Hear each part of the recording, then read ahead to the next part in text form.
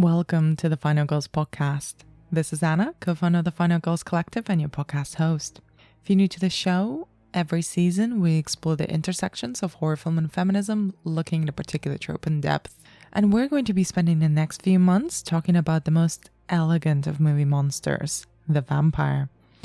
In each episode of the show, I'm joined by a special guest to dive deep into a vampire movie or two. We discuss the films in detail and try to contextualize them and think about what works and what doesn't. There is often a lot of bad humor as well. It's Christmas Day today, and we're jumping away from our regular programming to get to a modern classic. One of the most faithful adaptations of Bram Stoker's novel, a fever dream of a gothic horror that has a timeless love story at its heart. I'm talking, of course, about the inimitable and endlessly rewatchable Bram Stoker's Dracula from 1992. Directed by Francis Ford Coppola and with a star-studded cast that includes Gary Oldman in the titular role, Winona Ryder, Anthony Hopkins, Sadie Frost, and Keanu Reeves. And that's without mentioning Tom Waits, Cary Elwes, Richard E. Grant, and a whole roster of other people that pop up. I'm joined in this episode by not one, but two extraordinary guests. Writer and actor Azora Barbara Brown and writer and podcaster Becky Dark join me for a jumbo-sized episode about this, there's no other word for it, this absolutely batshit masterpiece with off-the-charts levels of intensity in every single aspect of it. From the performances, to the design, to the visual effects. Everything is a lot in every single possible way, and somehow it still works. You all know the story of Dracula, but this version is completely off the charts. And to be honest, it is probably what I'm going to be rewatching again on Boxing Day. This season is made possible with the support of Our Video, who bring you the very best in cult, horror, and genre films, specializing in definitive home entertainment editions. Their collection now spans more than 500 physical releases, and throughout this whole vampire season, we'll be picking a film for each episode to recommend from their vast collection. This week, our pick is Crash, a newly released, luscious 4K restoration of the uncut version of David Cronenberg's infamous film, where technology and sexuality collide. And before we kick off with the episode itself, I'd just like to say it's been a wretched year for everyone. So I'd just like to thank everyone who's listened to the podcast, watched the movies, sent in emails, left reviews, sent us your thoughts on Twitter. We appreciate every single bit of it. It's the main reason we keep doing the podcast, so thank you. And if listening to us chat about horror movies has given you any kind of comfort in these truly cursed times, well, that's all we want. Earnest moment over. If you're new to the podcast, please know that we discuss the films in detail from the very beginning. So if you're averse to any conversation about a film before you watch it, consider this your spoiler warning. If you don't really mind, please enjoy a discussion about the extraordinary Bram Stoker's Dracula. And Merry Christmas, everyone.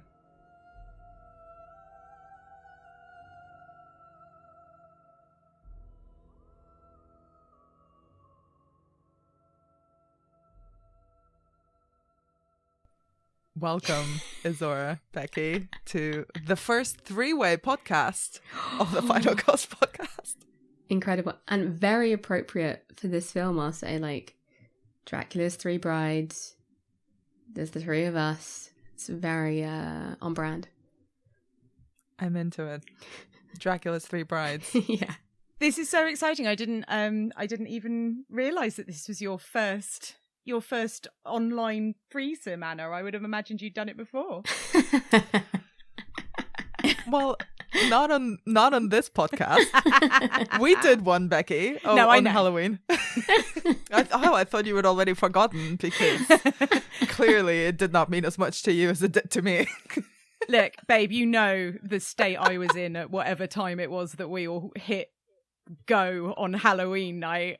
Thank goodness the audio wasn't working properly and we all had to kind of call it a day sooner rather than later so we could go and collapse.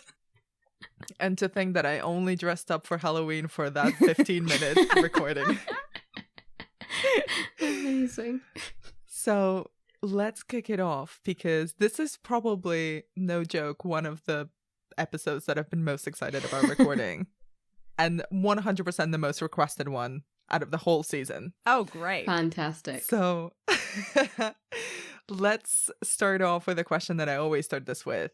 And tell me, guys, what is your relationship with Bram Stoker's Dracula?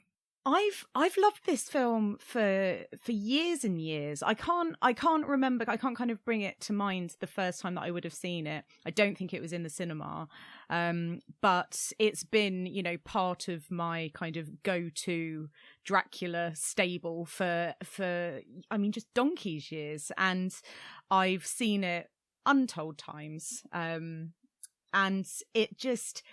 It's become a kind of firm favourite, a bit of a kind of comfort blanket of a film, and one of those ones that, because it comes up on TV quite regularly, because it's super long, you can kind of turn on TV and it doesn't matter if it's like 15 minutes in or kind of 20 minutes from the end. I'll watch it from whatever point I've kind of switched onto the channel from. It's just I find it very easy to watch. I love it.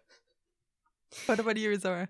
I similarly can't remember the first time I saw this film, but I remember it from being like a teenager, I guess, like, and because everyone's in it, and so it was one of those films that everyone had seen, and I remember like very obvious things about it, like the hair, Dracula's hair, like the terrible accents, like the amazing boobs, but the stuff, once I read the book and rewatched it, like when I was a bit older, I was like, oh my god, there's like so much detail in this. Like, and I think that's like my first memory of it being like the only Dracula film that I've really seen that I'm like, oh, this is like the book, this is that one. And it kind of, it's gonna sounds probably weird, but like watching the film kind of feels like reading the book, if that makes any sense. It's the same sort of like, evokes the same sort of feeling. So I've been extra fond of it since then, because I'm just like, oh, it's like the quintessential Dracula. Yeah, so big fan. That's so nice. Yeah, I remember this film being sort of like forbidden fruit for a long time, because I remember the poster very vividly before I ever saw the film, and it seemed really scary, and it seemed kind of quite adult. So even though I was watching a lot of horror films, I had not yet seen this version of Dracula, because it almost seemed like porn, and at the same time scary porn. And then when I finally watched it, I liked all the scary shit, and I loved the true to book adaptation that it is. But I think it's just rewatching it over the years that I understood. It's like, oh yeah, no, it is basically gothic porn. Essentially, yes, very sexy. Yeah. As Asara mentioned, you know, there's a lot of boobs. A lot of boobs. Just lots of kind of like gothic romance sexy stuff going on, and yeah, I mean, the kind of the faithfulness to the novel is something that I think I've grown to appreciate the more Dracula films that I've seen. I always find it really fascinating when they will kind of truncate certain characters together, or I don't know, like they'll change roles round. So Dracula will be going after Lucy as his eternal love, or Lucy will be like Van Helsing's daughter and stuff like that. And I always find it quite fun, sort of playing, almost like play a little game with it, kind of like, oh, what have they changed in this one? But I completely agree with this, the idea of, you know, it being like reading the book, because even the structure of how it's kind of narrated, and you get like Mina's diary and Seward's recordings and all of that, like obviously that's just, that structure is even lifted straight out of Bram Stoker's novel. And so yeah, like it does feel quintessential. Yeah. And the film is very much kind of framed so much more as a doomed love story than it is a horror film, isn't it? Oh, what do you yeah. guys think of that?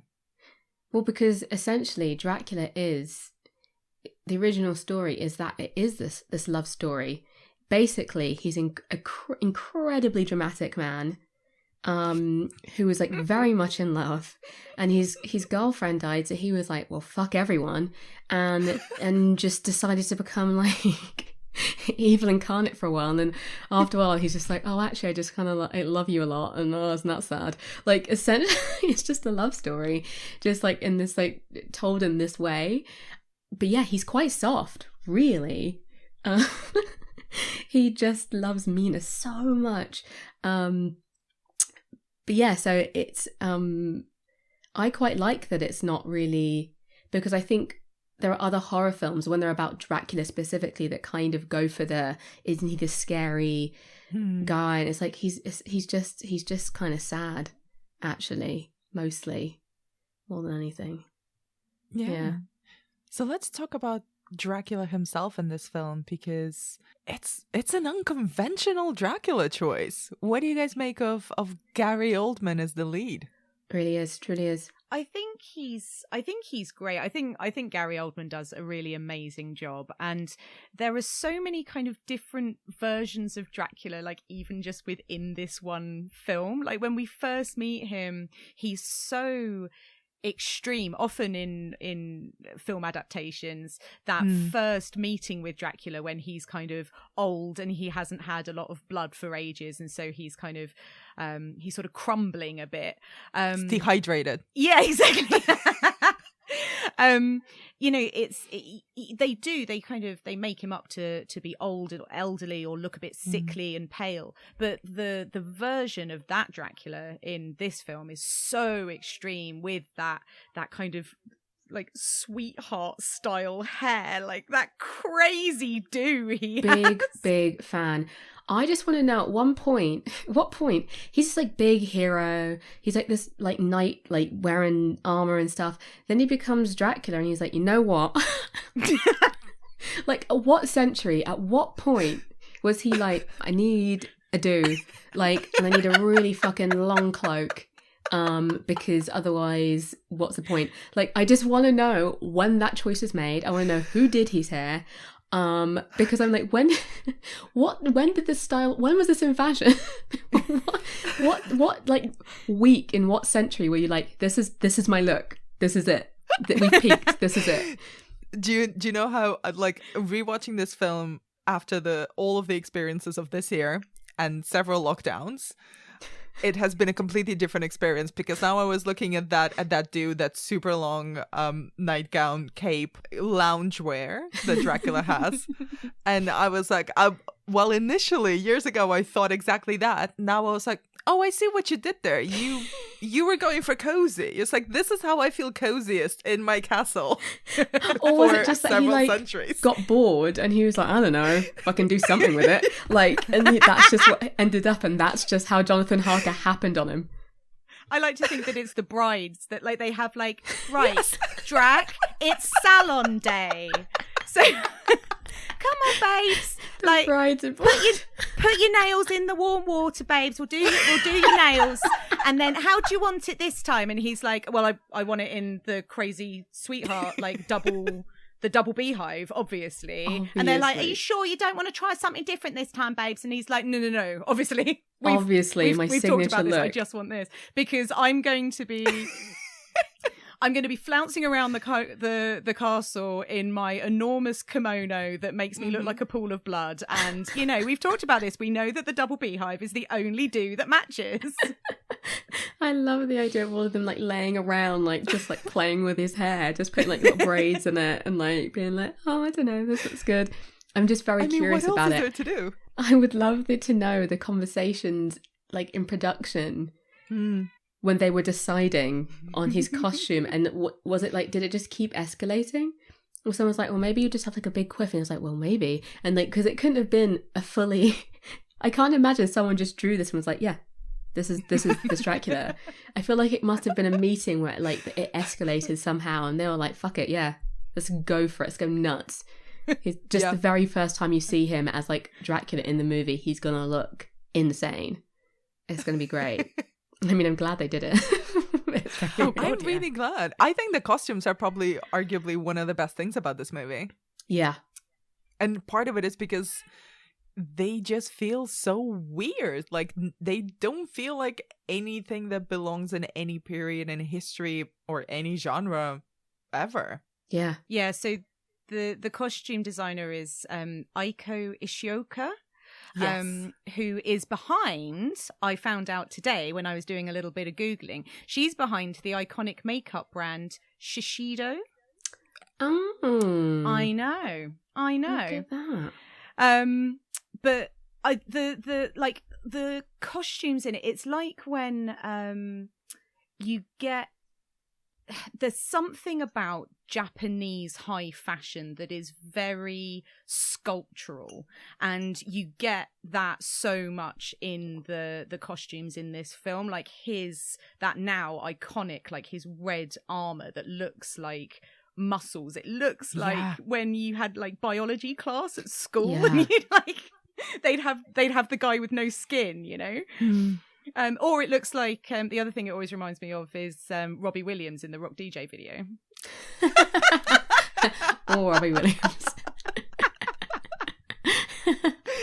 One of the most amazing, I was reading up about her because she died in 2012, I think, but she's done some amazing work. And one of the best things I've ever read about her making the costumes for this film is that she wanted it to be, like as an adaptation of a very well-known novel, but as if everyone was on LSD. And you know what? As a brief, I was like, you nailed it. Absolutely nailed it. Yeah. Yeah.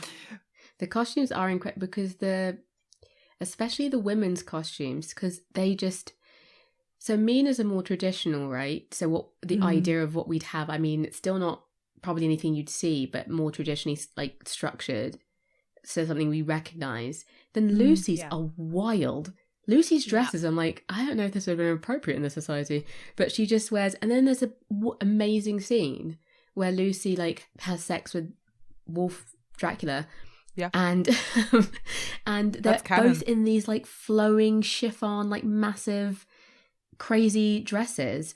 Neither of them wearing bras. Like there's like the amount of running Winona Ryder does, and you're just like, this is I don't know how coming down those steps with just like the thinnest like chiffon or silk over her boobs as she like runs down really quickly to find out where Lucy are, and they're just boing boing boing boing boing like boing. Amazing. But that kind of looks like a music video, like that bit, like this. It's just like the stuff they did. They just really let themselves. Even the men, like the three different men, so like the doctor, and then the Cariel was his character, and then the cowboy. And even that, you'd think there wouldn't be that much room necessarily to make them that different with men's costumes. And they're so different and so interesting and intricate. It's done really, really well. Yeah. And then even when the Count is kind of at his most like normal looking, when he's in London, he again I think he probably does look a bit closer to what you might expect somebody of that period to be wearing, but it's so kind of, it's almost like steampunk, and he has like those incredible like blue sunglasses on, and like it is, Anna, it's like what you would, it's like an adaptation, but as if, like whoever has kind of dressed these people in the mornings has been on some kind of crazy drugs. It is. But I think that's quite, because what we were saying about being so close to the book. So what's interesting about it is that the story's really true to it. And then they've just kind of let themselves loose everywhere else. They're like, right, so the story's accurate, but they're wearing this fucking bonkers thing. Which is, I mean, it works really well. I mean, the story's bonkers, so it works. I really want those sunglasses he has as well, those little blue sunglasses. They're amazing. They're very cool. They're super cool. And it's like, to go back to Dracula, the multiple versions of Dracula that we get in this film are insane compared to so many other adaptations, because I even watched the behind the scenes making of the film, which is on YouTube. It has Gary Oldman literally try to list all the different versions of Dracula that he had to play, and he loses count. No, He's wow. like the young wolf Dracula, the old wolf Dracula, the mist, the rats, the old one, the young romantic one, the young angry one. Like, there's so many. Yeah. And what do you think about the many visual and kind of different type of powers that Dracula presents in this film? Well, I kind of like it that he has all these different versions of him, which kind of gives you an insight into his power. But also, I like that they're all kind of like, he's a really mangy old wolf, and he's like a really gross looking bat. Like, it's just not sexy actually at all. It's like, it is a curse, and he's like, he can do all these things, but he's definitely fucking terrifying. He's not like a bat that's convincing. You're like, oh, it's a bat. It's like, oh no, there's a terrifying man bat. So I quite like that it kind of manifests in that way, that they're really ugly creatures when he's something else, and like his true form with his bouffant hair in the castle is this like not this young youthful, which is obviously like a view of vampires we often get presented. It's like they live forever, but they're really beautiful. But the fact that he's quite decrepit, and yes, he can look younger if he wants to, but actually he just looks kind of awful all the time. And so it also like suggests that some of his power, it takes some of his power to look younger, to be seen in that way. So I quite like it as like a visual representation, which they don't really explain or discuss. They never sit down and go, oh my god, he was like a bat before and now he's a wolf. It's just kind of this he's just this like, which also makes it feel like he could be everywhere. He can be all these places, even that he's shadow, which I love. His shadow moves like independently of him. He's like all these forms of things. And because he doesn't exercise his power so much in the film, you don't see him being necessarily like really powerful, like getting into like mad fist fights with anyone and being like super strong or anything. Like again, like a lot of other vampire stuff. This is how we know he's powerful, is because he can just do all this stuff. He can just be any of these things. Yeah, so I like it. Yeah, definitely. I think one of the times that I find him most threatening is when he's kind of doing the like, he's in Transylvania or he's on the ship, but he's still able to kind of influence what's going on in London, or kind of influence the weather, or kind of make himself known to Lucy and Mina. And those are the moments when you almost kind of feel like he's kind of this unstoppable force, that he's coming almost across kind of space and time to come and get Mina. And there's just, he is sort of omnipotent. There's like nothing that you can do to stop him. So even when he is like big scary man bat, they get him into a corner, but then he just turns into rats, or you can't keep him away by locking Mina in Seward says to her like, you'll be completely safe here, but obviously she's not. Or Renfield isn't safe just because he's in the asylum, because Dracula can turn into like the green smoke. And it's the kind of combination, I think, of all of those things, like transforming into animals, being able to kind of hypnotize people, being able to become non-corporeal, being able to sort of influence the elements and all of that. And it just really makes him like super formidable. Totally. Yeah. And it's also, I think, one of the things, as you both mentioned before, that makes it so much truer to the book, because in the book there are like a lot of the rules around Dracula and what the limitations of his power have really been designed by movies. Yeah. So it's the unknowability and the unknowable vastness of his power, I think, that the film really captures really well. And it might look a little batshit crazy on screen, but the spirit of it I really like. The fact yeah. that he can just kind of adjust himself based on what is needed, and his power can transform itself or manifest itself into, depending on his, a lot of times, emotional state. Like, one of the things that I completely kind of misremembered about the film, and I really clocked when rewatching it this time, is when Mina stands him up at their meeting and he starts crying, his whole face kind of becomes this very sad, the sad in-between version between the gushing young romantic Dracula and the old withered kind of decrepit monster that he is. And it's a lot of it is kind of his emotional state manifesting itself as the way that he looks to other people. Yeah. What about the rest of the cast? What do you make of the central love story between Dracula and Mina and Winona Ryder in that role? That was so ominous. I love Winona, don't get me wrong, but the accents are so distracting. I'm literally like, I mean, just absolutely awful. There's also a particular way that Keanu Reeves keeps saying Budapest. He's always like Budapest. We're just going to go through Budapest. And I'm just like, I don't know what's happening here, but okay. It's the way Winona says Lucy, where she's like, Lucy. Yeah, I don't know who like, how many vowels has that got in it? It's like Lucy. But U's. I don't know what accent coach told them about British U's, but they're all over the shop with those. But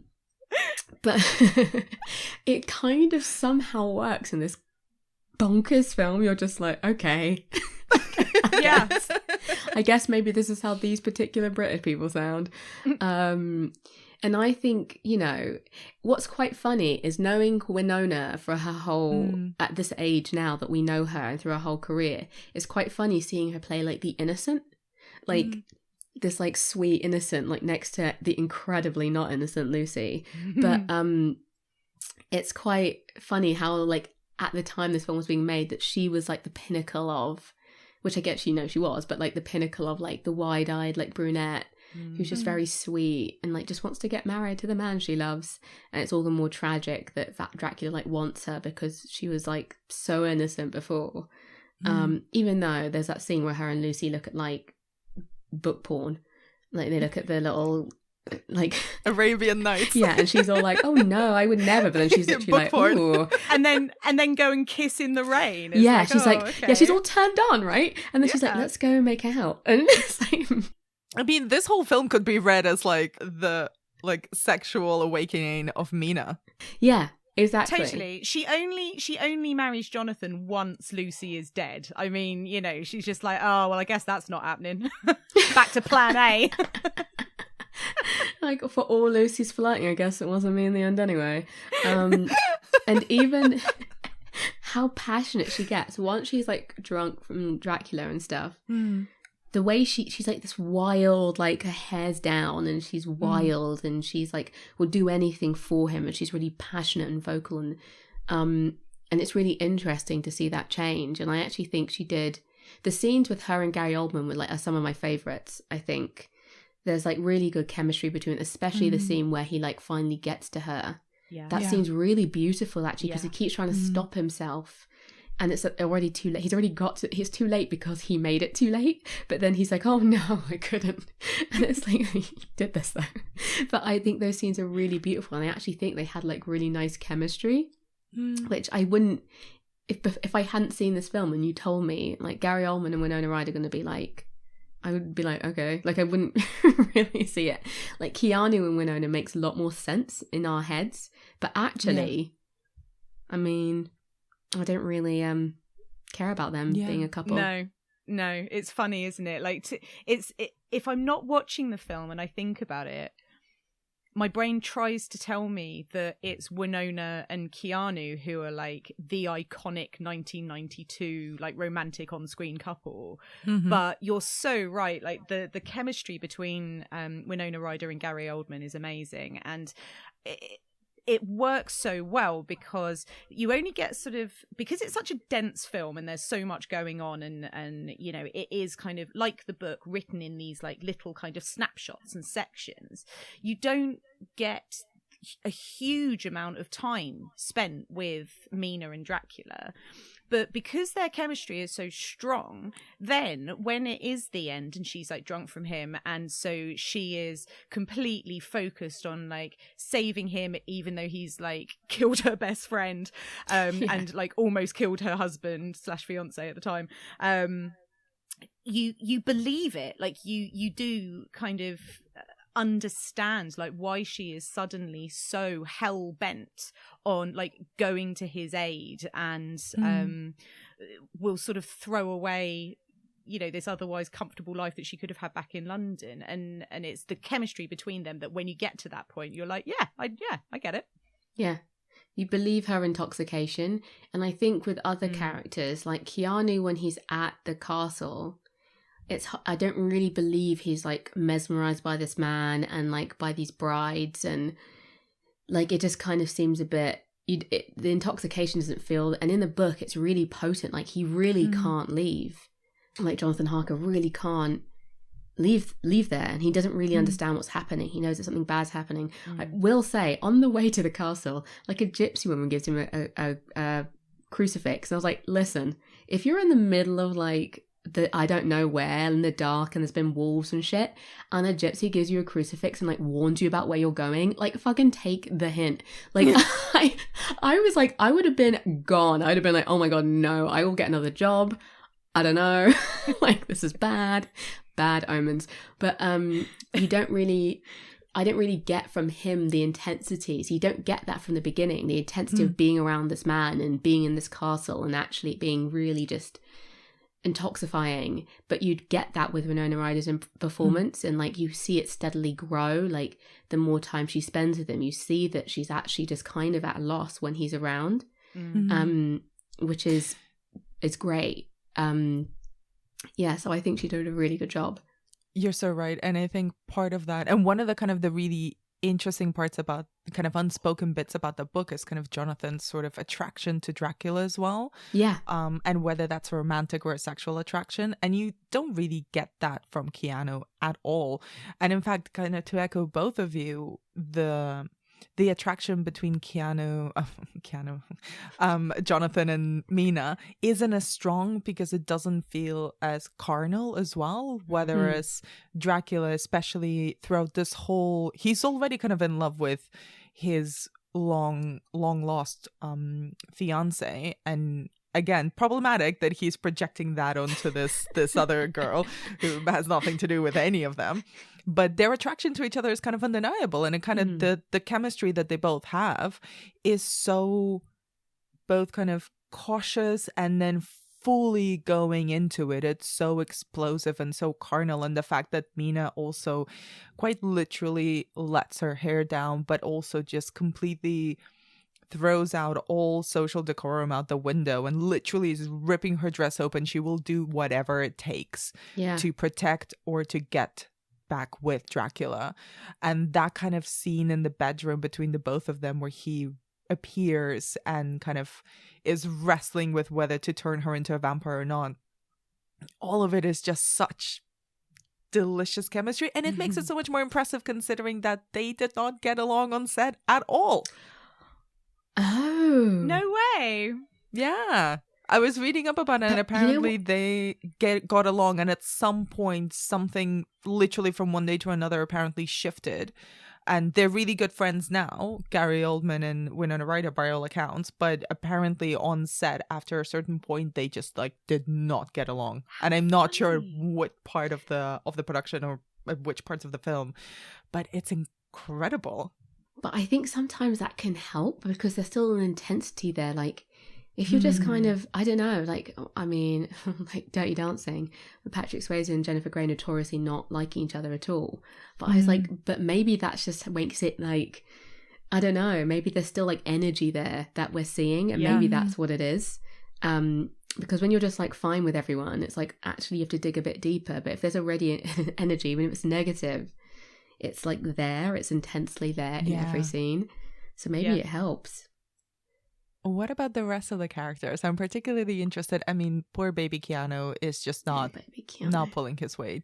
No. And curse. I love Keanu Reeves so much. But I thought you were crying then. I almost am. I'm just like, Keanu, you deserve better than this, or like, you can do better than this. Like, I love him. Keanu is Keanu Reeves, right? Yeah. But he is bad in this film, like really bad. Yeah. Not without charm. I think I can still kind of enjoy the performance from this kind of. Yeah, no, seriously, I can. Like, it doesn't, like, it's distracting. Distracting is a fantastic word for it, and there is no denying it's awful. But it's because it's Keanu Reeves, probably, and like you just know that he's a nice guy and that he is a good actor. He's just like badly cast, and out of a sea of terrible accents, his is the most terrible of all of them. So I can still enjoy it, and it's got charm, but yeah, he's poor Keanu. He's doing his best. And I think, but almost part of me almost like, I mean, like, it wouldn't have worked if he was a more charismatic character. It kind of works. He's just kind of like non-interesting. You're like, well, totally. Of course Mina's distracted. Yeah. Like, why wouldn't she be?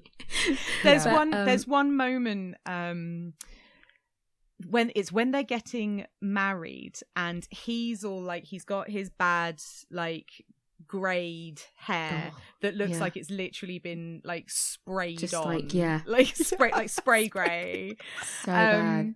And he looks all sort of like, I'm sad, and like, I've had a horrible time, and he's all grey and sort of and thin and miserable. And there's this one moment where she just sort of looks over at him on this moment that she's been waiting for so long, to like marry this man that she's deeply in love with, and you just see it like flash across her face, like, what the fuck am I doing? Like, Count Dracula's back in London waiting for me with his wolf and his amazing blue sunglasses. What am I doing here?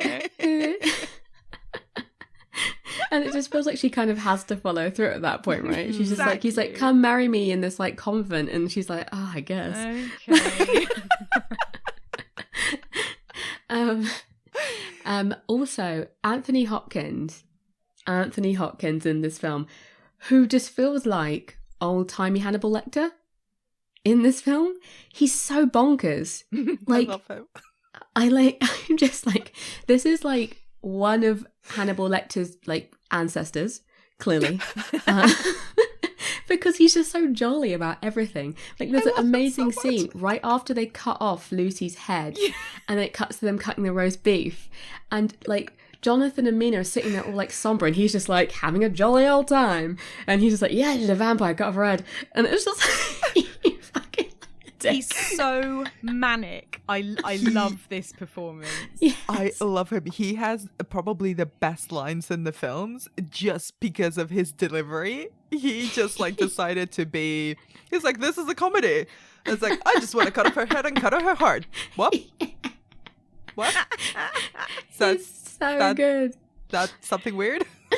He's just so callous. Like, you can just see every time he says something, you can see the others being just like, what? Like, are you aware of what's happening here? And he's just like, la la la la la.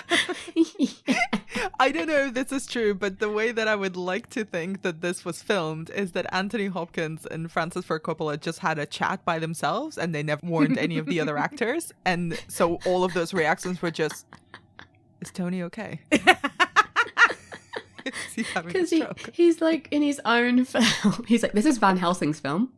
Fuck Dracula. Fuck all of you guys. This is my film. Like, he literally like walked in like, I'm here. And he comes in like quite late, and it's just really funny how like boldly he just takes over everything. I'm like obsessed with it. The fact that the male cast in this is stacked, and the fact that he walks in and overshadows everybody is just, I mean, of course he does, but I love it. I love it's him so so good. much in It's this so film. manic. I'm like, you're crazy. And let's talk as well about before we go into Lucy, who is another performer who is dialed it up way over, like past 11. She's like on like 17 in this film. But before we do that, just to pick up on what you were saying, Izora, with the male cast, aside from Gary Oldman, Anthony Hopkins, and Keanu, poor baby Keanu, we've got like literally everyone else. Tom Waits as Renfield. And the suitors, Lucy's suitors, are literally Carrie Elves, a favorite, Richard E. Grant, who I always forget is in this film. Yeah. And bless him, I will never remember his name, the American guy, whose name is... Yeah, the Texan.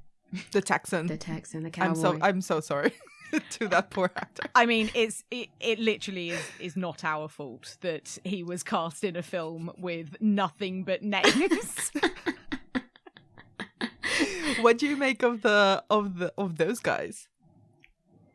I kind of like they become like this weird little trio. Like, they're all after Lucy, and then the minute she picks one, they're like, all right, we'll just all be pals anyway. They always like kind of arrive together and leave together. I'm like kind of obsessed with it, that they're like these little friends. I'm like, what's the nature of you guys as friends? Is it just Lucy? Like, I'm so confused, but I love that they form this little group, like a little boy band. I know, and like Dr. Seward, Richard E. Grant starts referring to her new fiance because she's like picked Lord Arthur, so he starts calling him Art, like they're like best mates. And then at the end, when Quincy gets killed, like Richard E. Grant, like Dr. Seward, he sheds like genuine tears. It's like, oh, it's this totally cute little bromance that they've got going on. I love so it. Sweet. She brought them all together. I mean, Lucy really is a wonder. She brought them all together, and now they're all little pals. It's all very cute, and just the amount that, like, when they're all giving her blood, and they're all just like, oh man, like, oh god, Lucy's gonna, I don't know, they're just all really involved with her well-being. So let's talk about Lucy. I love Lucy. Oh my god, I love her so much. Everything about her. I love that she's like really kind of sexual, but like really knowing about the fact that she's really sexual. And so every time she says something about like, oh, it's so big, please will you let me hold it, she'll like look over her shoulder and like wink at Mina. Like, she's like Benny Hill. Yeah, she took over the Dracula story in fabulous dresses. I love that her wedding dress is basically like Elizabeth I costume with her weird ruffle. Weird, like enormous ruff. Yeah. And then obviously because she's got that shock of red hair as well, she just looks like Queen Elizabeth I. And the way that she's just like, she's so physical when she's kind of either ill or when she's like humping the kind of bat wolf on the like table. Like she just sort of arches and writhes, and her boobs are always out, and like she's just like, I cannot take my eyes off her. Which is amazing casting, because you get why all these men would be literally falling over themselves. Yeah. And how even they're not even bothering fighting with each other, because they just want to be like in her presence. It's not even a fight really between them. They all just want to be around enough that maybe she chooses one of them, which is like so telling of her power, and the fact that she gets, you know, this happens to her. I don't know, she gets like brought low by it because she's so powerful just in that, and like enjoying her womanhood, enjoying how beautiful she is and like how rich she is, and this control she has over these men, for her then to be like ruined like by one in a way that's like, she doesn't even get to enjoy being a vampire really. She just gets ill and then immediately gets like stabbed in the heart and her head cut off, and you're just like, she didn't even get to be like this sexy cool vampire for like a minute. Like, you know, really.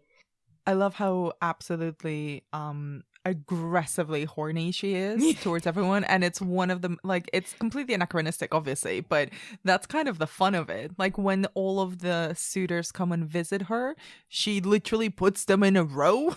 Like, she greets them, has these sexy exchanges with every single one of them, and as they like queue up in front of the others as well. So but she's like got this sort of charisma that if she's directing in at someone, that person feels like they're the only person in the room. Yeah. And I like so much of that comes through the performance. She's just, and the costuming and the design of her, like with this beautiful red hair and just the way that she moves around every room. She does that with Mina as well. Like if she's not like paying attention to Mina sort of just kind of fades into the background a little bit. Yeah. And But I also think Sorry. it's nice that it's not an act, like that. That personality is not just for men. She's literally always like that. Yes. Even when she's sick and they come to see her, she's like, oh, give me a kiss. Like, that's just who she is. And I like that they didn't make it a thing that she did for the attention of men. She just liked being like that. And she would be the same whether they were there or not. And I love that about this character because I think there would be kind of like an idea that she's like smart and like figured out how to use this thing to like get what she wants, and it's way more innocent than that. She just is beautiful and sexy and men love her and she just enjoys it. I really like that about her. Yeah, totally. And I do love the relationship between Lucy and Mina as well, that, you know, you get that idea that they have been friends forever. You know, they are very kind of tactile with each other, and sure, it does sort of tip over into a slightly sort of titillating kissing in the rain thing, but it feels, you know, when they're sort of sitting next to each other on a bench sort of talking about their boyfriends and like holding hands, or when Mina is like tending to her when she's unwell and stuff, like that kind of physical closeness that you have to girlfriends when you have just known each other forever, and you're so familiar. Like I think that really comes across beautifully from Winona Ryder and Sadie Frost. I think their friendship in this film is really nice.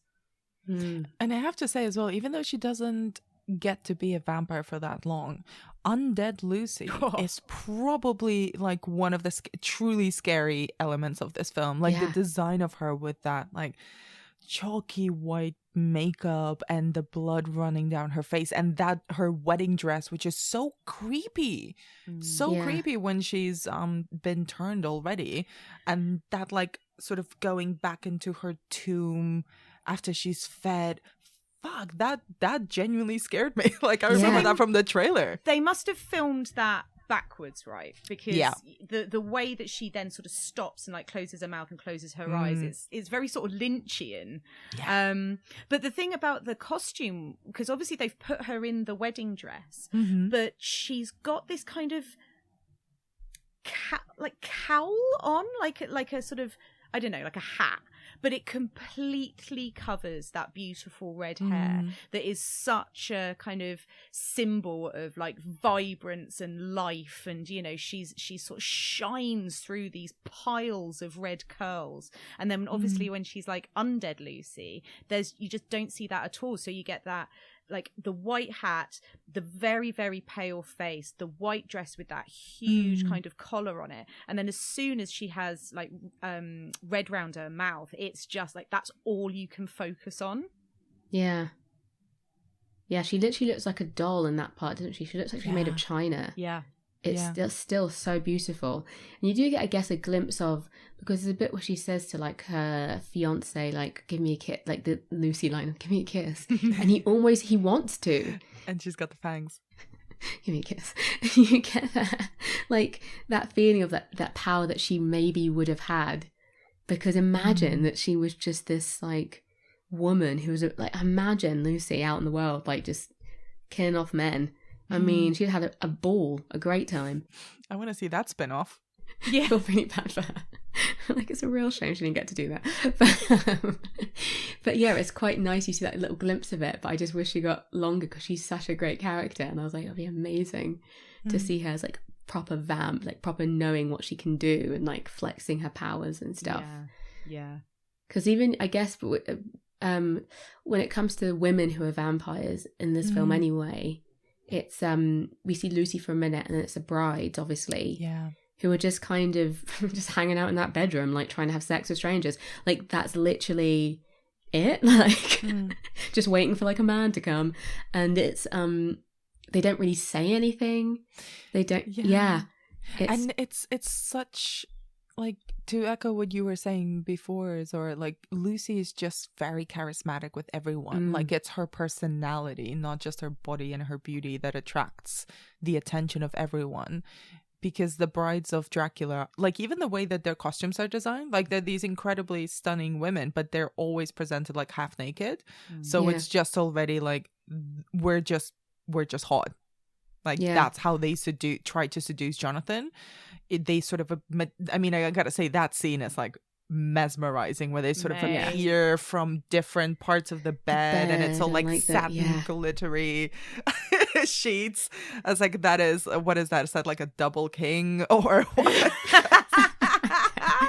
One of them's Monica Bellucci. I mean, literally, what am I supposed to do with myself?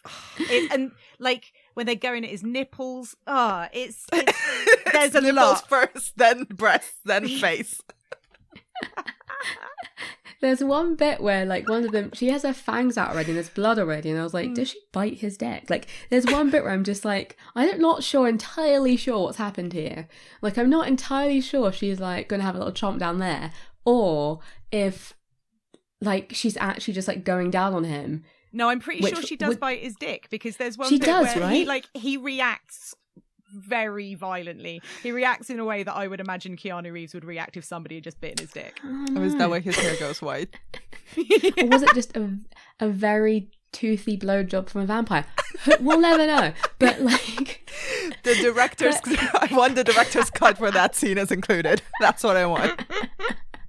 But also, in that scene, just to drag it fully into the gutter, one of my favorite bits of that scene is when there is an extreme close-up of one of the brides, and I think it's Monica, just licking a nipple. Yeah. Just very, very slowly. I was like, did we need 20 seconds of this? It's like the nipple is so pointy and the camera is so close and her tongue is so long. It's just like, that's a whole... I don't think that's Keanu's nipple. Just going to put it out there. Ooh, I think that's a stunt nipple. Stunt nipple. Wow. Imagine getting that job. Imagine knowing that's your nipple. Wow. But... And I love the bit, like, when Dracula comes in and, like, berates them for, like, having sex with the guests, and he, like, they, like, squirm away, and then two of them are joined together. Yeah, that bit's amazing, because it's very kind of, it's very Ray Harryhausen, that, like, the kind of, it's, like, jerky and kind of, like, almost like stop motion. Yes. The way, and again, like, one of them sort of scuttles backwards on her own and sort of goes up on the wall like a little spider, and then two of them are just kind of like melded together like this kind of sort of fucked up circus act. It's amazing. Yeah, that's not how sex between women works, Francis, but sure. That's not what happens. That's not what happens. But also I love that Dracula, that's his line. He's like, oh my god, girls, like, no please stop having sex with Jonathan. He's my, like, lawyer or whatever, whatever the fuck he is. Like, please, we've got business. I love that he kind of, like, tells them off and, like, gives them a baby. Yeah, gives them a baby as a snack. It's like, just calm down. Here's like, a snack. What are the rules in this house? What's I bought nuggies here. Like, I would love to know what Dracula's house rules are. Like, no, when I bring guests home, please don't have sex with them / eat them, please. They're like the worst. They're like the worst housemates that you've met on, like, Gumtree or whatever. It's like, dude, I keep bringing my friends back and you're sleeping with literally all of them. Can you just not? Here, eat this baby. And speaking of babies, can we just talk about quickly how fucking hilarious it is when undead Lucy comes back with the little toddler and they make her jump and she just like drops it on the floor. Absolute unceremonious, just like clonk. And then none of them pick it up, right? No. Dr. Seward runs over, I think, in his like morphine doctor state, and he's like, oh. It's too funny. I guess this is, some head trauma happening right here. Yeah, exactly. Future serial killer alert. Maybe that's Hannibal Lecter. Maybe that baby gets adopted by Van Helsing and eventually starts the lineage of Hannibal Lecter. Starts the lineage of, because, I mean, there's definitely a connection.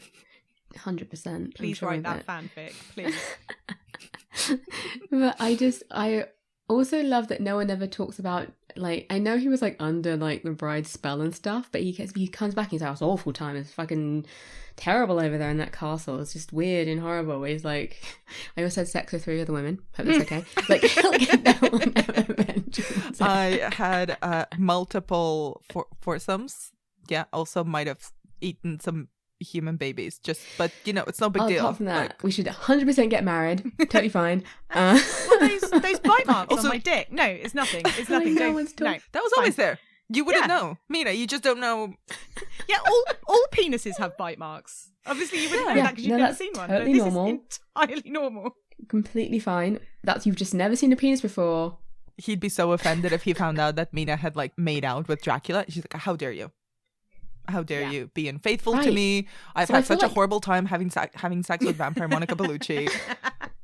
But I was thinking of you, babe. I was thinking of you. The whole time. So I feel like her making out with Dracula is like an actual secret, whereas he just he's like, come marry me over here anyway. Let's not even talk about what happened at that castle. Just kind of like skirts over it. And he's like, oh, like, I think at one point he describes these like these devils or something, like something bad. But I'm just like, I'm not going to mention how hot they are, Keanu. You're not going to be like, oh, naked all the time. They look fucking banging. But evil women, very evil. He just like very much closes. I'm like, this should be like scandalous. I want the scandal of him doing this to happen, to reach London.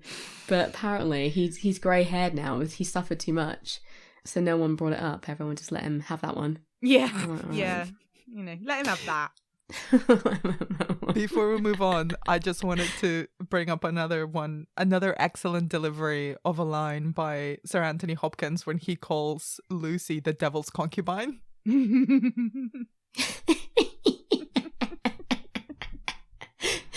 But doesn't he say it kind of jolly? He's so drama, I love it. And he's just like, he's literally like, yes, vampires exist. Like, yes. And you're just like, oh my God, you're so chipper about this. So thrilled that you get to like go murdering vampires now. I love it. He's so excited to be cutting off heads. Yeah, can't wait. Whole life is waiting for this. Let's talk a little bit about the filmmaking of it, because you both brought it up across kind of different scenes, but this film is weird for its time, and even now, like, it feels like a love letter to filmmaking as much as it is to the book Dracula, because a lot of the effects are very practical. Like they seem very old-fashioned-y, very old-timey, and they're also sometimes kind of placed at odd times in the films. Like, what did you make of the multiple of the assortment of like filmmaking techniques that are used? It's bonkers. It's like Francis Ford Coppola's just like, yep, it exists, let's do some of that. So shadow puppets, tick. Weird fades, tick. Kind of strange, like superimposed blue fire, yeah, we'll have some of that. Stop motion, yeah, okay. Like overlay a circulatory system onto Mina, sure, let's have one of them. Oh, look, he's going to go to like the CinemaScope or something. Shall we have a bit where it looks like CinemaScope? Yep, let's have that. It's just, and then it's like, ooh, beast cam. Like there's a lot of like real quick kind of like shoop, shoop, shoop. And then everybody runs backwards. And like crazy close-ups. It's masterclass. It's literally like he's kind of gone down the tick list and he's like, yes, I would like one of each, please. Yeah, it feels like that, right? Because there's all these different parts. You're like, it feels like several different films. It feels like several, like I was saying about the girls when like Lucy has sex with the vampire the first time, and like it looks like a music video. It looks like some dramatic, like music video from maybe the 80s or something. And then the bit where he's like, it's all like grainy film. And you're like, why? And it never comes back. And then like, I love it though. I love that it kind of, you just don't know where this film's going to go at any point. It can literally they just from early on, I think they set the bar of like, oh, it's going to be weird and weird stuff's going to happen, and you actually don't know at any point what's going to pop up, and they think they kind of get you into that feeling like quite early on, so you're not really ever going like, what? You're just like, okay, you're just along for the ride. It definitely feels like that, like you're just kind of on board with the weirdness of it all from the very beginning. And Anna sent us these articles, right, about it before. I only read one, I think the New York Times one, and they're talking about how they did all of it on sound stages, which also affects everything because nothing's really real, which also everything's a set, like a built set, which also brings a different film to everything because you're controlling every element of it. But I think it works really well. I'm actually kind of glad they did that. I think it would have been hard if there were suddenly like bits that felt really realistic. Yeah, it would have been like taking you out of it. So I think that was a really smart decision. Yeah, I agree. I think, in The Omen, when it's all, so much of it is shot like on location, and you're kind of down by the Thames or in a churchyard or in the, in a big sort of country house and all of that. And then there's that one scene where the two guys are at the graveyard looking for Damien's mum in the grave. And it's so obviously on a soundstage, and it sticks out like an absolute sore thumb, and it kind of feels like really kind of odd, and like it seems to even, like, I know, sound and stuff is a lot of that is done kind of post-production, but it almost even sounds different, like the sound is damper and kind of it's such an odd moment in an otherwise sort of very kind of open on location film.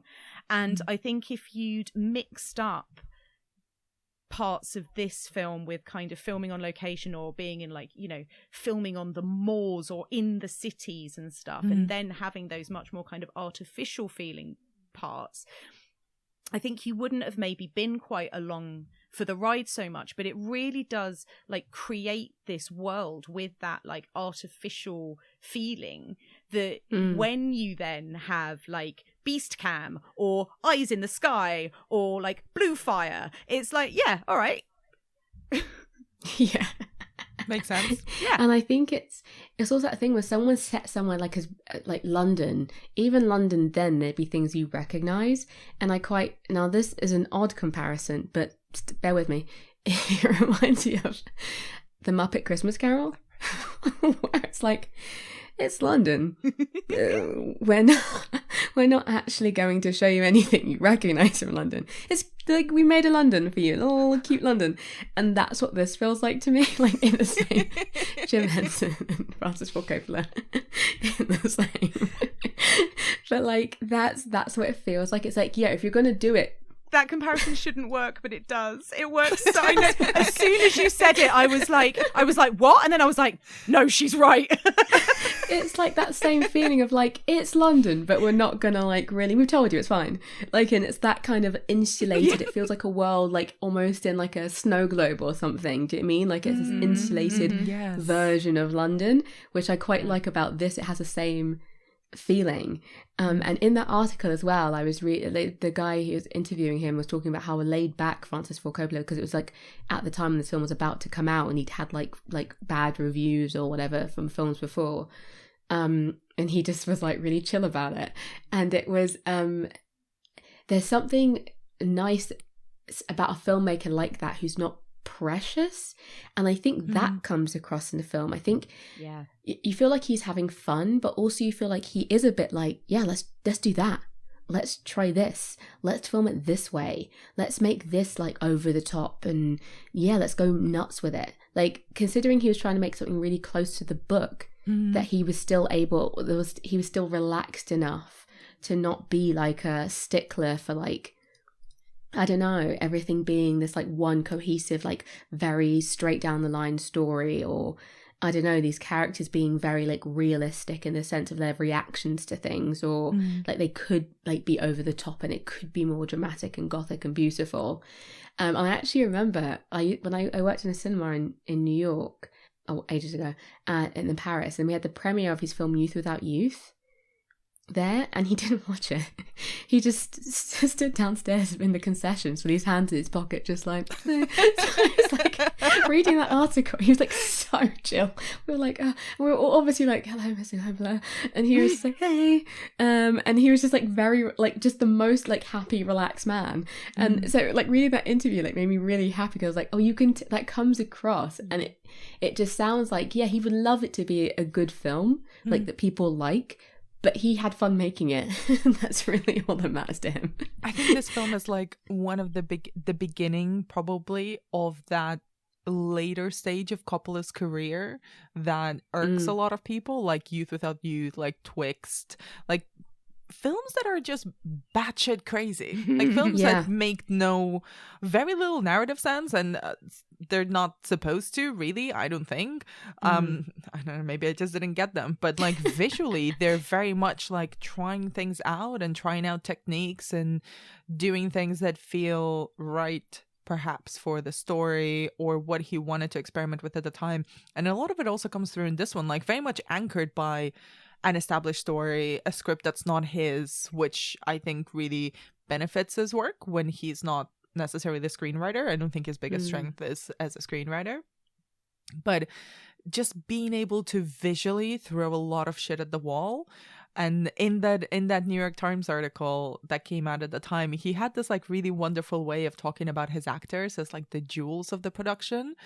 And that being one of the reasons why he wanted to invest much more of the budget onto costume design and makeup, as opposed to like going on set, like going on elaborate locations or building hyper elaborate sets or whatnot, because he wanted them to shine and the background to kind of not being as relevant as long as they were really, really shining through the screen. Which is just so true. I mean, they're like these shining jewels. These costumes that they're wearing are all in these beautiful colors. You know, red is used so effectively in it, and all of the detail really kind of is on the people. And I just absolutely love this idea that he was so grounded in the story, and because they'd almost kind of made the decision that it was going to be a faithful adaptation of the book, that, as you say, Asara, like, it just almost gave him the license to go big and bonkers on the costumes and on the effects, and even down to like the accents and stuff. It was like, it doesn't have to be super faithful to the time. The story is faithful to the source text, and so this kind of license to just go big on everything else, I absolutely love that. And I think it's kind of like Dracula at this point is there are certain stories like Shakespeare where they're so well known in the sense that they actually become timeless, and you can actually just set them. The time doesn't actually need to be specific, even if it's kind of vaguely olden times. It doesn't actually need to be like it's this year or it's this specific. I know they have the year pop up and stuff, but it doesn't really matter because it's more about the story than the place of it being like where it is or when it is.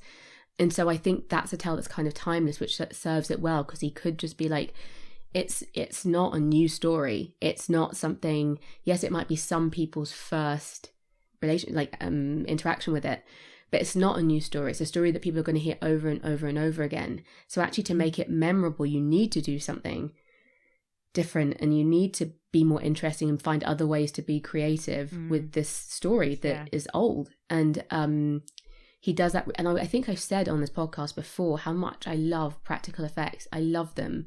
And I think they, for the most part, especially when it comes to horror, just work better. Yeah. And because it feels visceral. It's something you can see, that it's something those characters in the scene can touch. It's something that could actually like come at them or touch them, or so.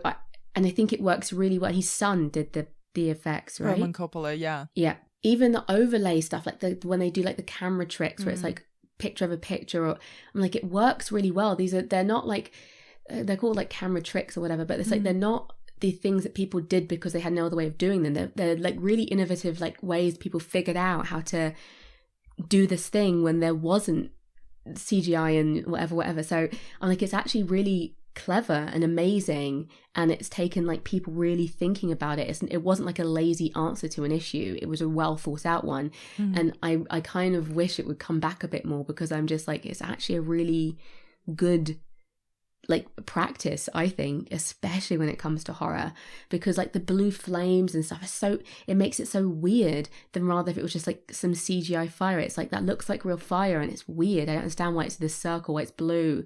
Like the eyes in the sky, there's cuts from like certain eyes to other eyes. It's like him as a bat or a wolf or a, do you mean? It's like, it feels, even the fact that it's real rats, it feels really nice. It feels really visceral, like you can touch it. Yeah. And there's something really lovely about it. And it's true, the set kind of doesn't matter, because it's not like a thing that has anything to do with in any particular places people are. Like, yes, they're in this country or that country, but the rooms they're in don't matter. Yeah. Really, that's not what you're watching. That's not what you're paying attention to Yeah. at any point in this film. You have no clue. Like, when you have the two actors in the screen, like having a conversation, you don't really know what's going on in the background, which I noticed this time. Like when Mina and Dracula are talking on the street the first time they meet, I was like, I have no idea. I know there's a lot of people in the scene, but I have no clue. Like, you don't spot any one extra. There's none that stand out, and they're all doing individual stuff. But I'm just like, it literally is this like white noise, because it's about these two people. It works really well. I was like, definitely worth spending his money on that, on the costumes and makeup. It taps in beautifully to that like magnetism that he's trying to evoke or transmit in some way. Like, one of the things I think is probably so difficult about adapting Dracula, considering especially that there's been so many different adaptations and so many of them have been so beloved, and you know, it's one of those roles that some actors have become very attached to or kind of very identified with. I'm of course like thinking of, you know, Bela Lugosi, of Sir Christopher Lee, Frank Langella. Like one of the difficulties I think of adapting that character is actually conveying that intense, hypnotic, almost supernatural charisma and effect that he has on people, and that's a lot to ask, I guess, of a single person. And a lot to demand of a chemistry between two or more actors. So like Coppola making all those choices all feed into creating this, of casting that spell that Dracula is able to cast on people around him. Yeah.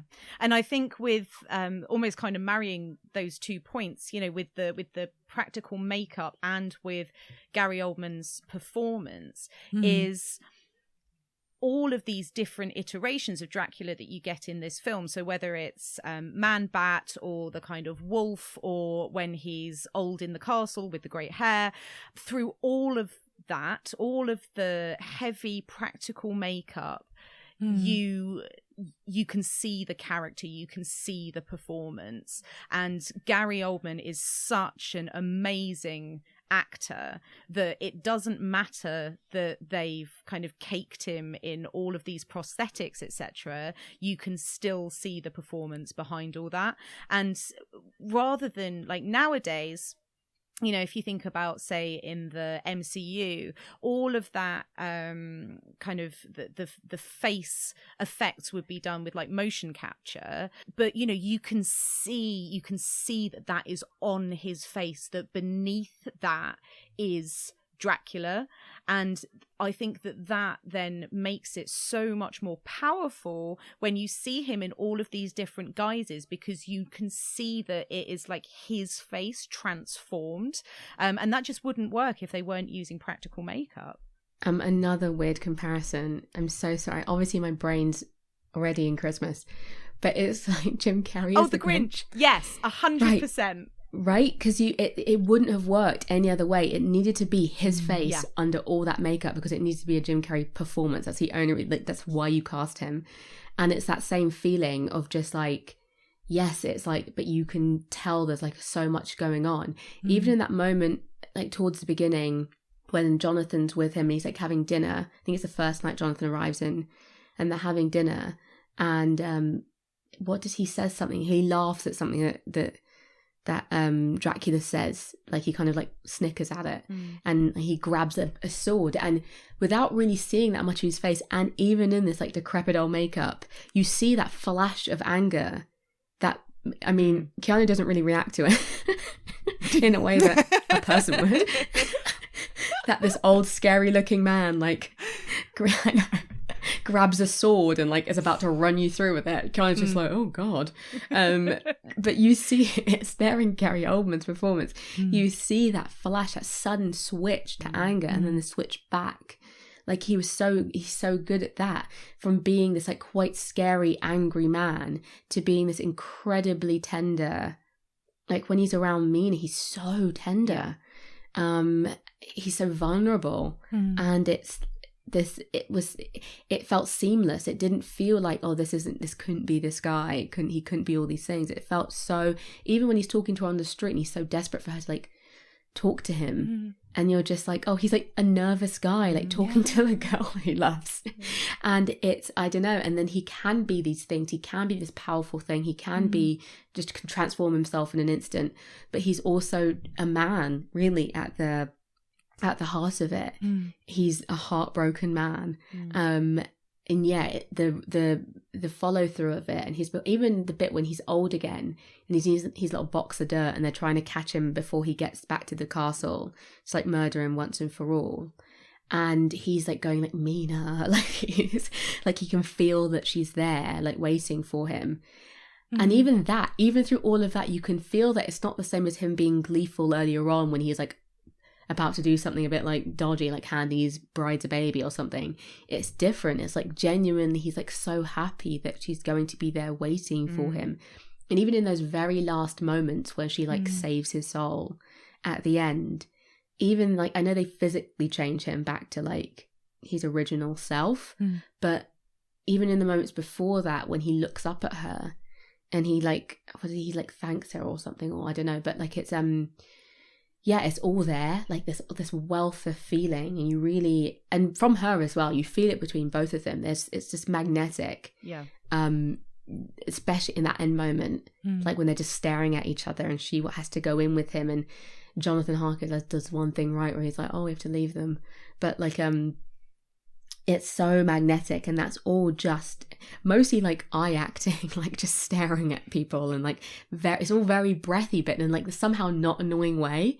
Like usually a film that's this breathy would really piss me off, but it's actually like works super well. Like especially all the women are just like, oh, like there's a lot of like whimpering and breathing and like clutching of breasts, but it's done in a way that you're just like, they're out of control. It feels like they have a fever or something, rather than it being this like fainty, they're hot with like fever. They're actually just like, they're almost being restrained by the men in their lives. They're being like, oh, you're ill, but they're actually like kind of know what they want. They want to be like naked and outside and with frolicking with Dracula. Yeah. Don't we all? Well, yes. But also, like, we sort of glossed over Gary Oldman and his performance in this film before, but like you've just put it so beautifully, Zora. It's like he does, and like both of you, when you're describing the layers of makeup that he has to be under, and one of the things that I found always so intriguing about him as an actor is that actually he doesn't really have terribly striking features that identify him, which is one of his biggest assets as a performer, is that he really blends into the role, and he's worked quite a lot with like heavy makeup and like very intense costuming and accent work and all of these different arsenal of tools that he has. And here it's just all dialed up to 1,000 because he has to go through so many different versions of the same character and do that switch that you were talking about before.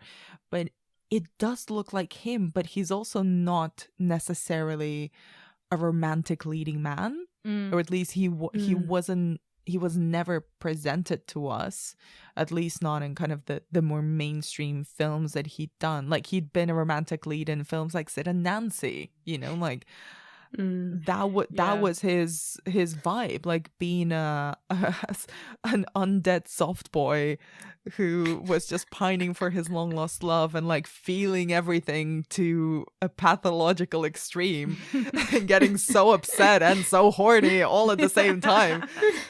Like he somehow like just, I think his magnetism and the way that he can physically transform himself even within this role, like just by the way that he moves, by the way that he carries himself, the costuming, like he does come through underneath all the makeup, but still there's so many changes to just how he physically presents himself, and somehow there is always that glimmer of this is Gary Oldman still. This is Gary Oldman in the suit. This is Gary Oldman as an old man. This is Gary Oldman as a sad old man.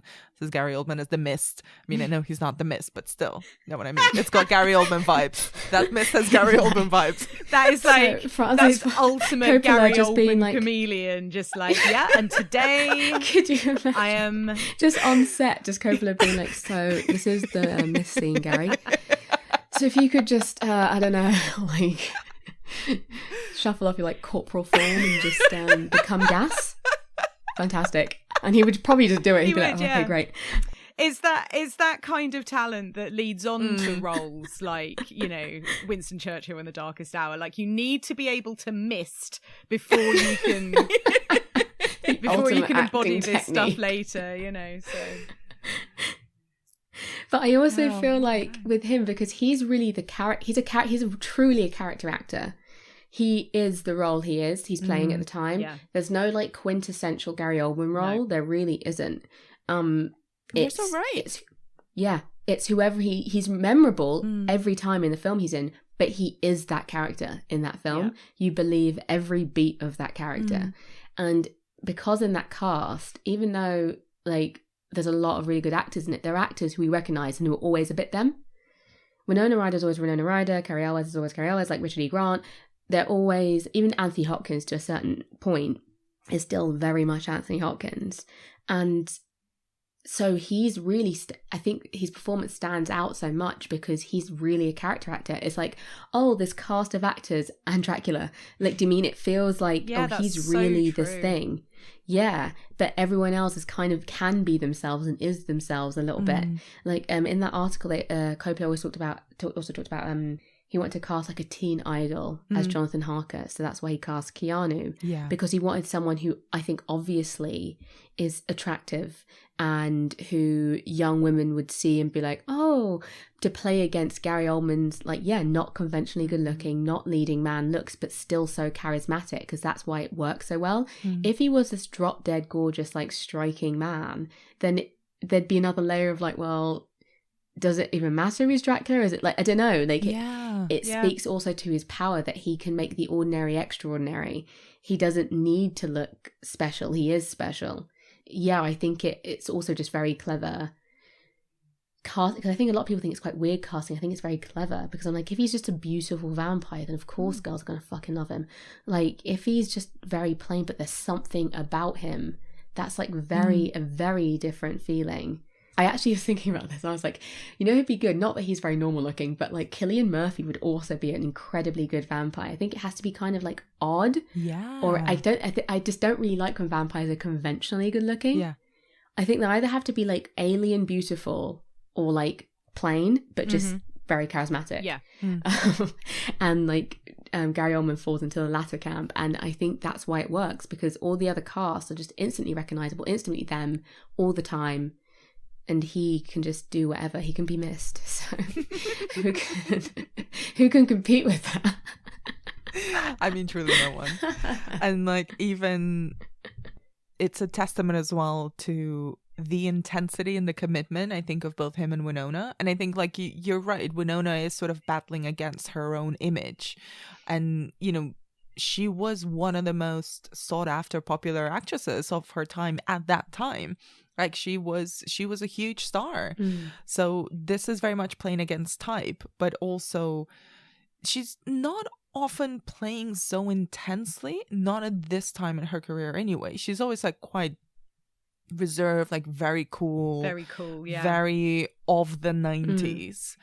And here, especially in the bookending of the film at the beginning, where we meet Vlad as opposed to Dracula, and he holds Elizabeth's body after she's committed suicide, and like there's a lot of acting by on his part. And then when we have the parallel ending where it's Mina holding Dracula's body as he transforms momentarily back into a human being, into a human man, she's kind of doing all of this over the top emotional display of like the supernatural time immemorial love that they have between each other.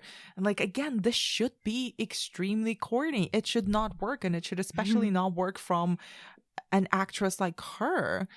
And she somehow kind of manages to match Gary Oldman's character actor intensity.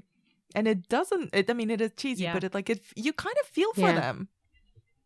I did. Maybe I'm just a sucker. Yeah. I did, no, for totally. sure. That seems really like touching. And I think it's one of those things, because of that, there was a period of time where it felt like there were only a few real like superstar actors. So they were just in everything, even if they couldn't do the accent, even if they weren't necessarily a very good actor. It was just like, oh, you're in everything, which in so many ways, again, because this cast is like that, it shouldn't work, but it does. And me and my friend talk about this thing called history face, where we talk about some people look too modern to look like they're from another time. Yes. There's like a time that you can cast them from and forward, but not before. Like the girl from the Queen's Gambit. Oh, Anya Taylor-Joy. Yeah, and I mean, I like The Witch, but she looked too modern for me in The Witch. So she got very modern, like model face. But from the 60s onwards, bang on. But like, and there's, and who surprised me with it as well is Seth Rogen in The American Pickle. Yes! He looks great Yes! as like an old-timey. I was like, oh my God, he should be in more things where he has to wear a period costume, because he's great. And none of the younger actors really have that. They don't have good history face. They look very modern. But because Coppola's created this timeless world, it again doesn't matter. Yeah. Like, it doesn't matter that she's this young, like, hot ingenue at the time who is very recognizably Winona Ryder. It's because it works in this world that they're these beautiful people. And they're, I don't know, it's really, because there's so many ways, there's so many slight things that could be different that would make it not work. And it really does. And she really does match up to his, and she always had it in her. Like, what have we seen with Stranger Things and stuff like that with her now? She's an older actress. It just also makes me wonder, because obviously when you're in that position, when you're young, like in your 20s, beautiful, like hot actress who's like, the hot thing at the time, who everyone wants to be in their film, you having a lot of roles thrust upon you, as in like, you played these parts and it'd be weird for you to play these other parts or whatever. And a lot of them don't require her to actually be like that emotive or that dexterous. And so it's actually really nice that she got to like flex those like acting muscles in this, because I feel like in her younger days, especially at the time, a lot of young actresses especially had their career thrust upon them. It was just that you couldn't really do like things you were particularly interested in if it didn't match up with everyone's vision of where you should be and what you should be doing.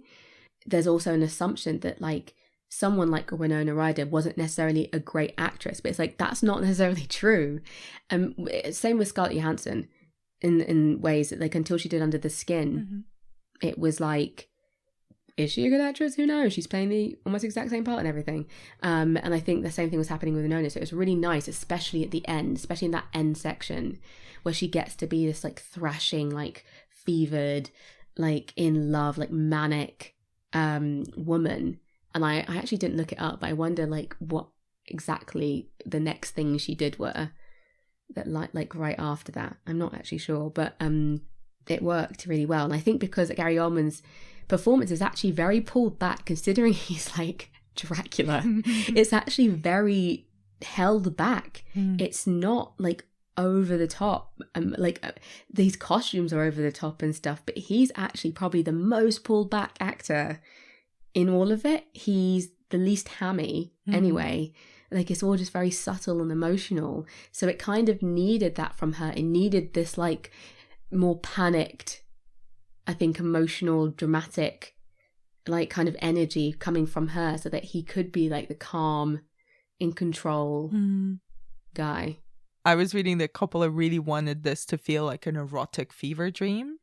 And that's how we've been talking about it throughout this whole recording so far. But I was wondering kind of about it being a gothic horror film as well. Like, what do you guys think about the horror elements of the film? Yeah, I think there are some pretty like standard horror moments in it.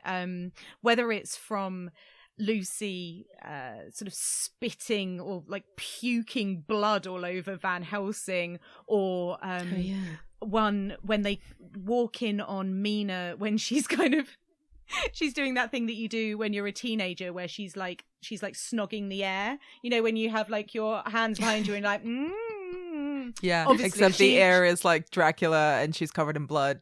Exactly. But then as they like burst through the doors, you get that like probably the only sort of jump scare, like traditional jump scare of the film, when big man bat like sort of flops down in front of them and like screams in their faces.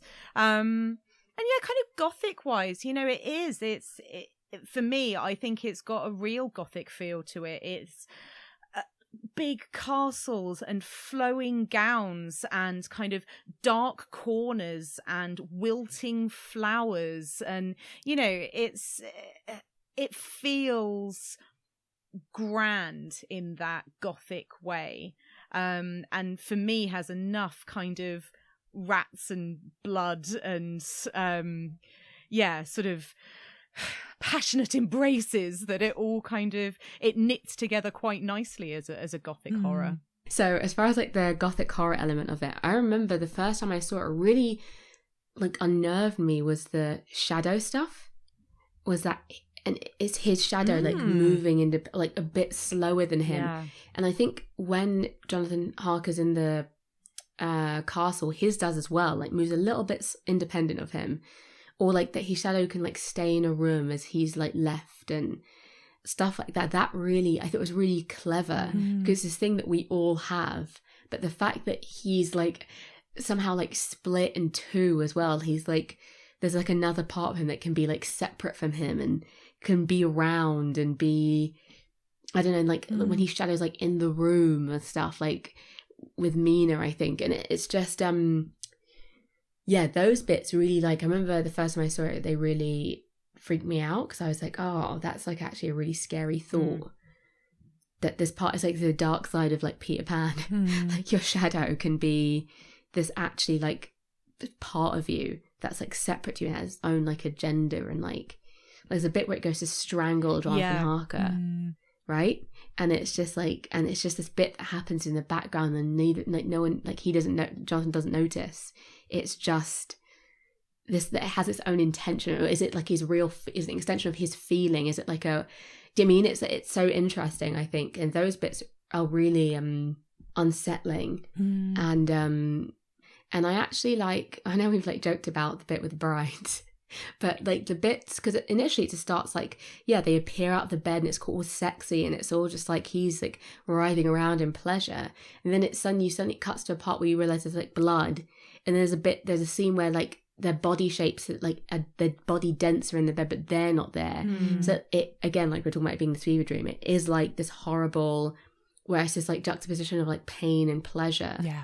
I love that you kind of cut to this bit where they're just like all like they're biting him. It's not just like, it's not the sexy like romp. It's like, no, it's actually really awful. He's covered in blood. He's like being eaten by these women. So there are like, yeah, there are definitely, and the bit where Dracula's trying to get Mina to drink from him, and there's that close up of him cutting his chest with his nail is such a great shot, because like it's just, they really take their time rather than it being like a quick cut. He like draws it across and nothing happens for a bit, right, and then blood sort of starts pouring out. Opens a tiny bit and the blood comes out. Yeah, it's amazing.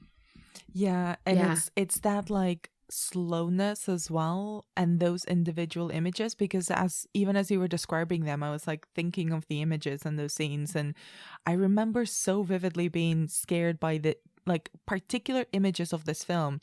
You know, when sometimes when you see horror films a little bit too early to understand fully what's going on or the full context of a particular scene, but the certain images sort of ingrain themselves in your mind. Yeah, like this happened to me with very disparate images from this film, like the image of Lucy, like in that bridal gothic outfit, but already dead and very, very chalky, pasty white with blood running down her front, and like that image of Gary Oldman's chest being cut open with a nail, and like just the slow building up of very, very almost black blood coming out of him.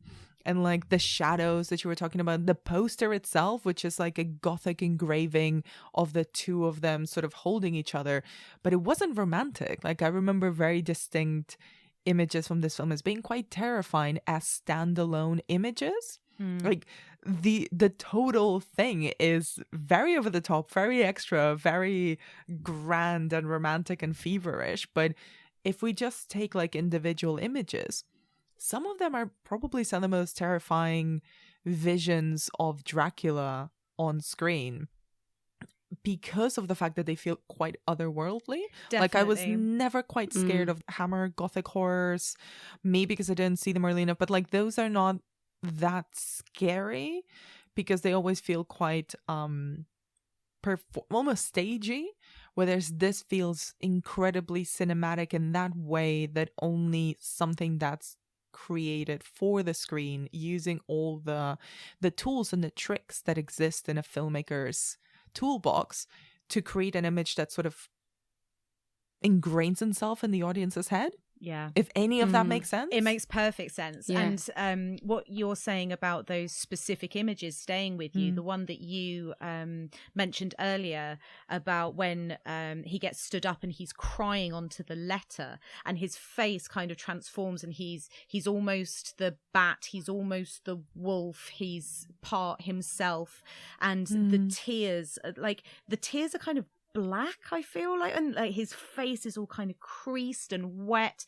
That I remember is probably the image from when I was younger and watching it that really stuck with me. And I think now thinking about it, it's because other screen adaptations of Dracula, you might get Christopher Lee turning into a bat and kind of flapping past the camera, but you so rarely get this real like animalistic transformation. And I think there was something about that image of a what is so obviously a beast, but with this outpouring of human emotion that really like unsettled me and kind of made me realize like Dracula is a monster, but also the monster is like a man. It's and that was something that is just like indelible.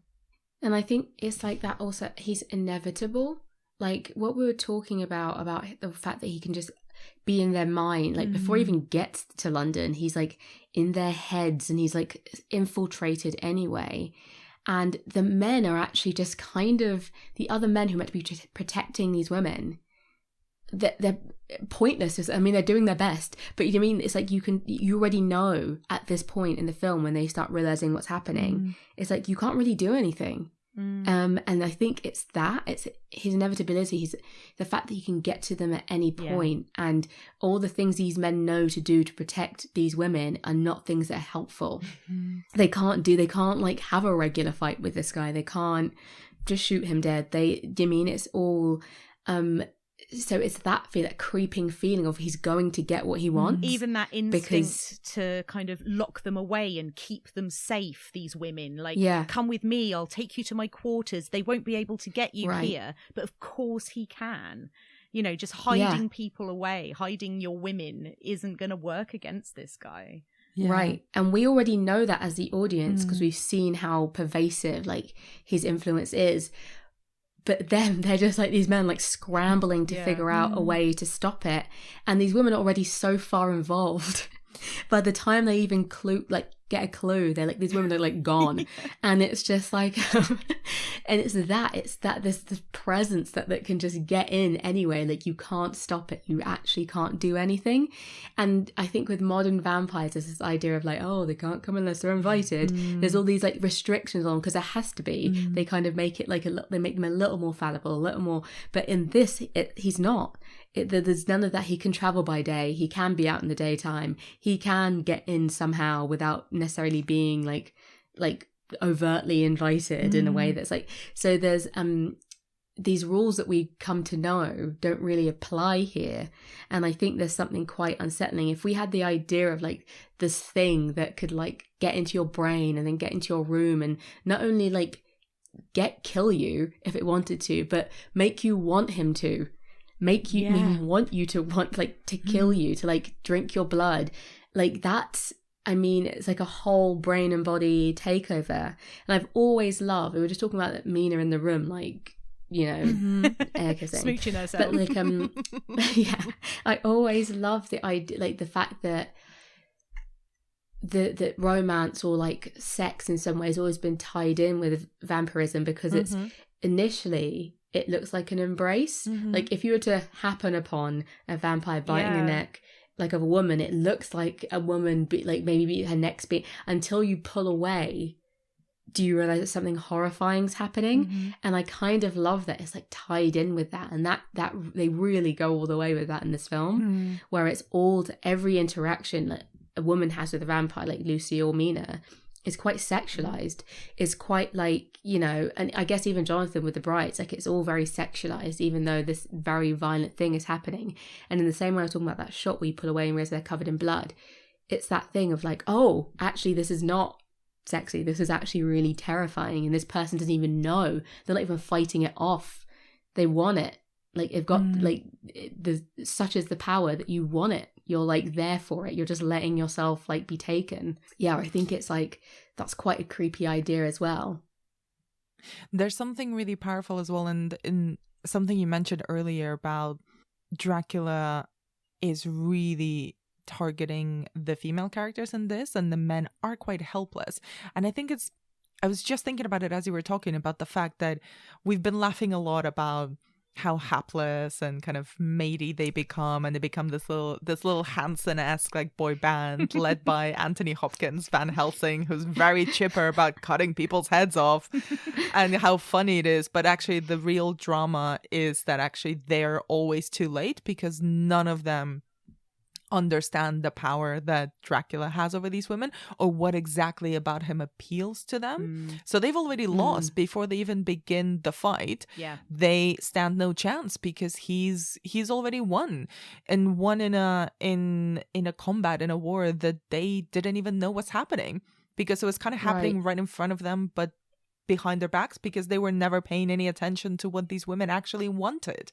It was just the proper way of dealing with this, you know, in this kind of, again, this world that only really exists in the bubble of this film. But a lot of it, I think, has to do with sexual repression, and how these women in particular, and Mina and Lucy as our key lead characters, and the way that they express themselves sexually being so vastly different. I don't think that's by accident. Those are very, very deliberate choices and very deliberate performances. And the fact that the biggest journey that Mina has is sort of letting herself go and letting herself embrace the intensity of these feelings that she has for Dracula, but also they're always kind of very buttoned up inside of her. And that thing we were talking about, when the chemistry between her and Jonathan is never the same, I think also kind of harkens back to that in many ways. And I just think it's there's so many different layers to how the gender politics of this film kind of map themselves out, even within this like batshit crazy, quite comical and quite over the top erotic kind of gothic horror drama. Now you're saying that's actually making me think, because originally I was thinking of Dracula as like he is that guy who like gets hurt once when he's like 15 and then treats women like shit for the rest of his life, and then when he's like 40 is like, oh, maybe I'm an asshole, actually, I'm sorry guys, I realize that my actions affect other people, like, which is not an unfamiliar trope of like brand of man. So it's like quite funny that, and as you're talking about the other guys, I'm like, oh yeah, they are just kind of oblivious. And that thing where like, I don't know if you have like guy mates who, when there's like a certain celebrity becomes very popular among women at one point, like Ryan Gosling's like a good one, where guys just don't get it, and it's like, do you not get it? And it's like, this is the kind of girl that would, like, guy would swoop in and just take your girlfriend, and the whole time you'd be like, oh, I don't understand, and he's even attractive, like, I don't know, and like wouldn't understand what women are actually finding attractive about this person, not listening to the fact that they're going, because he's like charismatic and he's like they're just going, oh, he's not like fit, like, and it's that thing. And it actually, Richard E. Grant's character especially, that all of, even these three men, this band of like men who are like in love with Lucy, they're in love with Lucy, but do any of them really know her? Not really. Like, when she's ill, they're all just kind of stood around like looking at her like, ugh. Like, oh well, Lucy's sick, I guess. Like, they just don't really know what to do with that information. They're just a bit like Carrie Elwes, I think, is just a bit like, oh, she's fine, up until like the point where he goes in and she sees that she's like really pet, and he's like, oh, maybe she's not, maybe get a doctor. I get. Well, like, and the Texan, like Quincy, literally leads in to kiss her when she's got these massive fangs, a whole new set of teeth coming out of her face. Yeah. And he's like, oh yeah, little kiss. Maybe. Yeah. So they're just like, and Richard E. Grant's character in the insane asylum he works in, the stuff that's happening in the background is horrific. There's a bit where he puts like a rag over his nose so it must smell so badly. He's just like recording his little diary and like taking morphine and thinking about Lucy. And it's like none of it. It's very Tumblr 2012 energy, that scene. Yeah. The guy in this, what's the guy who's like Dracula's minion? Renfield. Tom Waits. Renfield, yeah. Right, yeah. And he's like in his cell, like screaming about his, like, none of them even pay attention to the fact that he's like, my master's coming. He's just eating bugs, and they're like, oh lol, he's eating bugs anyway. And I'm just like, the fact that you've just taken everything that you've seen, what's happening, is like, oh, I guess some weird stuff's happening, but you're not really paying attention to it because you just kind of like, the women are acting weird. Don't know what that's about.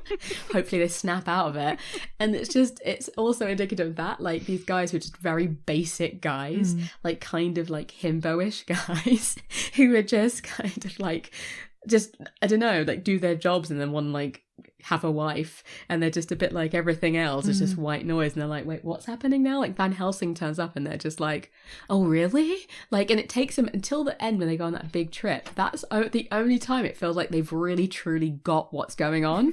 Where they're like, we have to meet him at this point to try and do this.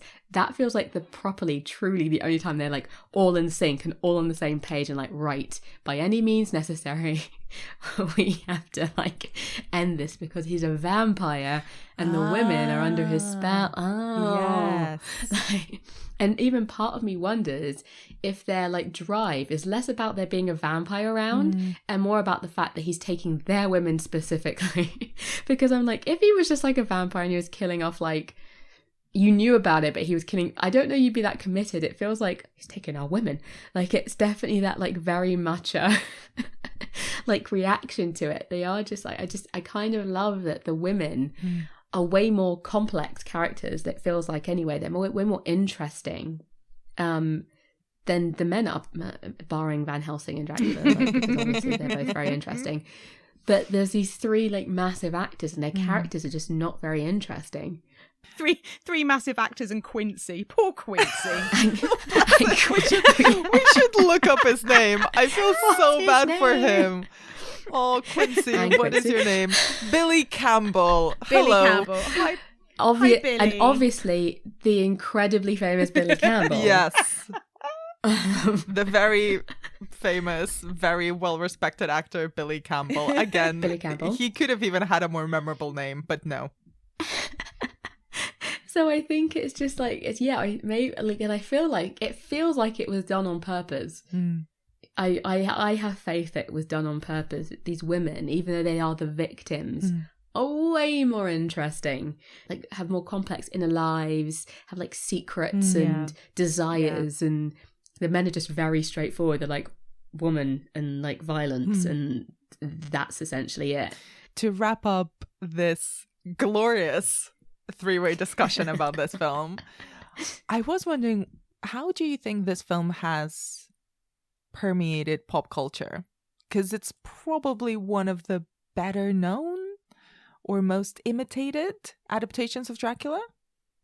I think it kind of really paved the way for modern vampires. Like, this really was one of the first kind of steps away from Dracula in his cape and like kind of, you know, the like widow's peak and the slicked back hair, and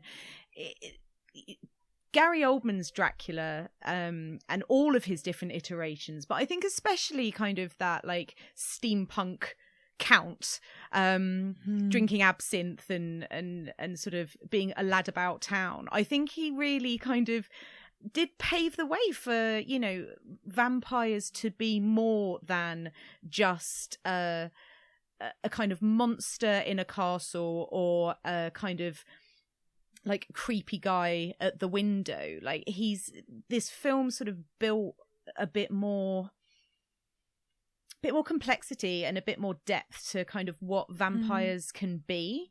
And also, like, even just pop culture wise, like, I'm pretty sure that things like retractable fangs weren't a thing before this film. And I feel like now, vampires having one face, so even if you think about like Buffy the Vampire Slayer, them having the like human face and then they go vamp, you know, that with this film you get that thing where the vampire Dracula or whoever is the vampire on screen, they look human, they look normal, you can see that people would be kind of drawn in, and then you get this change, you get the teeth come out as somebody comes towards them. And I just feel like, you know, there's a lot of vampire stuff now that wouldn't look the way it does if it wasn't for Bram Stoker's Dracula in 92.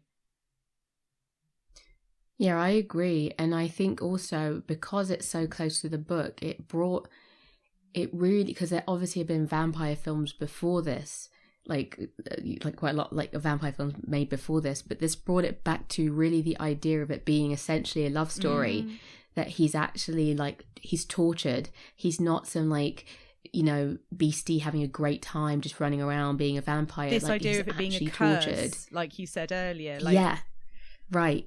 And he doesn't want to do it to Mina because he really, at the heart of everything, he was in love. That's really everything that drives him.